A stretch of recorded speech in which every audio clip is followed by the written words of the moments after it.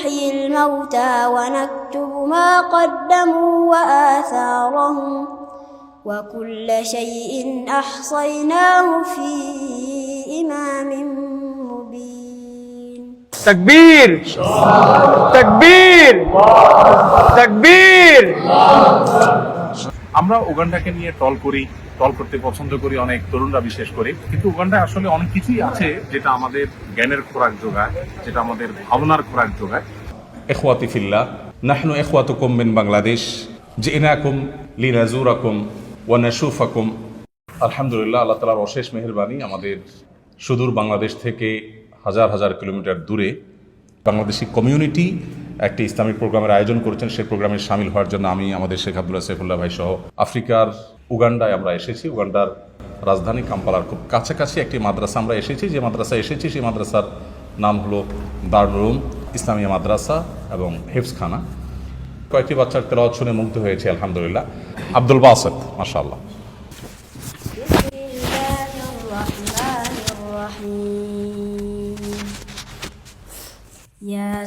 ياسين والقرآن الحكيم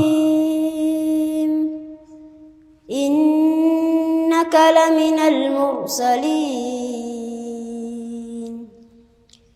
على صراط مستقيم تنزيل العزيز الرحيم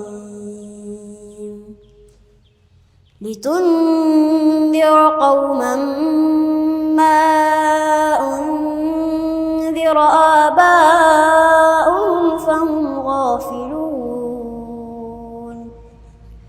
لقد حق القول على أكثرهم فهم لا يؤمنون إنا جعلنا في أعناقهم أغلالا فهي إلى الأذقان فهم مقمحون وجعلنا من بين أيديهم سدا ومن خلفهم سدا فأغشيناهم فهم لا يبصرون وسواء عليهم أأنذرتهم أم لم تنذرهم لا يؤمنون إنما تنذر من اتبع الذكر وخشي الرحمن بالغيب فبشره بمغفرة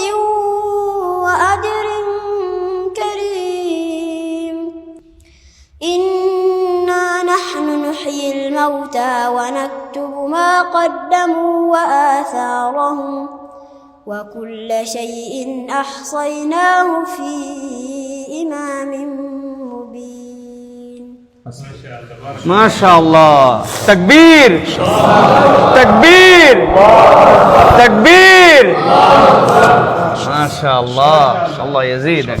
نحمد الله سبحانه وتعالى الذي أنعم علينا نعمة الضيوف فنرحب بهم جميعا ألا مرحبا أهلا وقد كنتم أهلا لآلف ألف من أنا مرحبا أهلا. جزاكم الله خير، جزاكم الله خير. لما دخلنا في أفريقيا وفي أوغندا وفي كينيا كنا نشعر بأننا دخلنا في دولة ليست دولتنا، لكن لما دخلنا هناك شعرنا كأننا دخلنا في بلادنا في إخوتنا في أهلنا. এই মাদ্রাসা প্রতিষ্ঠিত হয়েছে 2014-তে এবং 11 বছরে এই মাদ্রাসা থেকে শতাধিক হাফেজ হিফজ সম্পন্ন করেছে। 11 বছরের মধ্যে শতাধিক হাফেজ হিফজ সম্পন্ন করাটা খুব চমৎকৃত হওয়ার মতো বিষয়, সাধারণ কোনো বিষয় না। আমাদের দেশে মানে এত বেশি গ্রোথ আসলে মাদ্রাসাগুলোতে আমাদের দেশে পাওয়া যায় না সচরাচর। এবং এখানে 250 স্টুডেন্ট মাদ্রাসার। এখন মাদ্রাসা বন্ধ, সেজন্য এখানে 60-70 জন ছাত্র মাদ্রাসা উপস্থিত আছেন। ওলামা ইকরাম যারা আছেন, পরিচালনা করছেন, তাদের কেউ কেউ মদিনা ইউনিভার্সিটি থেকে পড়াশোনা করেছেন, কেউ কেউ আরও বিভিন্ন দেশ থেকে পড়াশোনা করে এসেছেন। আমাদের যে ভাই আমাদের সাথে কথা বলছেন, তিনি এখানে জন্মগ্রহণ করেছেন, এটাই তার গ্রাম, এটাই তার জন্মস্থান, এখানে এই দিনী প্রতিষ্ঠান তিনি গড়ে তুলেছেন। এরকম আরও বহু দিনী প্রতিষ্ঠান এখানে আছে আলহামদুলিল্লাহ, যেটা হয়তো আমরা অনেকে জানি না। এখানে দাওয়াতি কাজের অবারিত সম্ভাবনা আছে। এখানে বিভিন্নভাবে আমরা সেবামূলক দাওয়াতি কাজ যার যার জায়গায় সাধ্য মোতাবেক আমরা করতে পারি, সেই সুযোগটা এখানে আছে আলহামদুলিল্লাহ। أعوذ بالله من الشيطان الرجيم. بسم الله الرحمن الرحيم.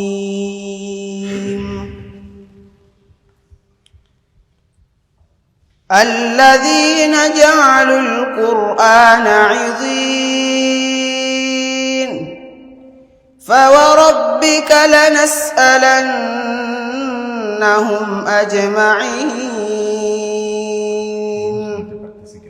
عما كانوا يعملون فاصدع بما تؤمر وأعرض عن المشركين إنا كفيناك المستهزئين الذين يجعلون مع الله إلها آخر فسوف يعلمون ولقد نعلم أنك يضيق صدرك بما يقولون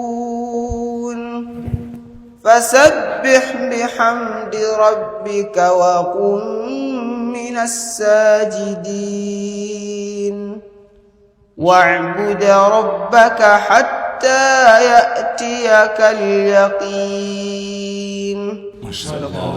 إخواتي في الله، نحن إخوتكم من بنغلاديش، جئناكم لنزوركم ونشوفكم. لا بد عليكم أن تكونوا علماء متميزين ودعاة بارزين.